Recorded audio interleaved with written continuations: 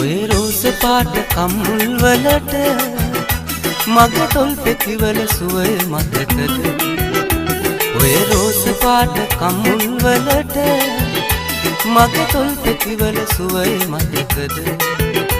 මම මවපු හීන සුන්දර ඔබට බැහැ සාප දෙන්න පෙම් කළ හිතට දුක හාදු දේවි වැළපෙන හිතට ඔබ ඈත යාවි පවනක් ලෙසට දුක හාදු දේවි වැළපෙන හිතට ඔබ ඈත යාවි පවනක් ලෙසට මට වේදනාව දුන්නු පලියට බැහැ සාප දෙන්න පෙම් කළ හිතට